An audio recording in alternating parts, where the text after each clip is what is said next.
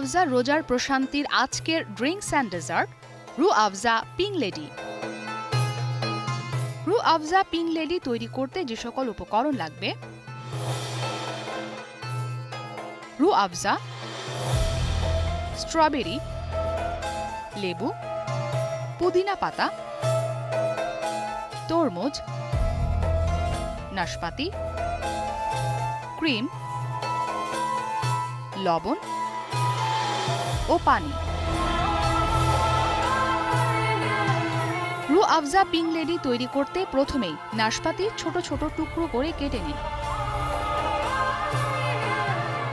এরপর স্ট্রবেরি নিয়ে ছোট ছোট টুকরো করে কেটে নিন।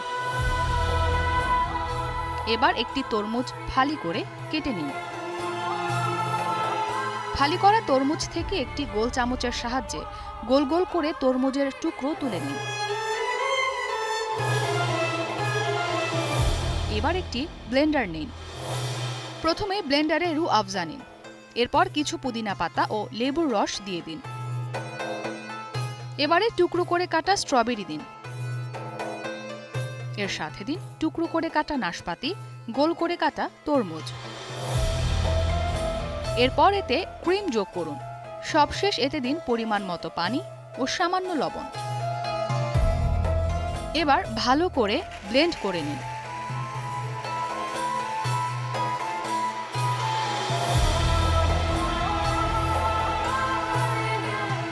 খেয়াল রাখতে হবে যেন সবগুলো উপকরণ ভালোভাবে মিশে যায়।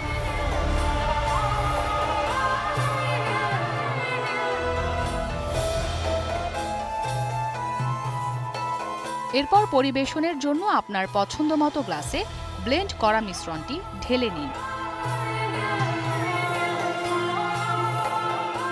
গ্লাসের উপরে আইসক্রিম দিয়ে দিন অথবা আপনার পছন্দমতো পরিবেশন করুন।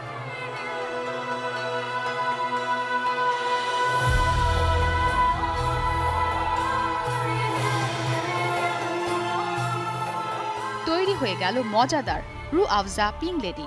সারাদিন রোজা রাখার পর আপনার জন্য রু আফজা পিং লেডি হতে পারে একটি স্বাস্থ্যকর উপাদেয় খাবার।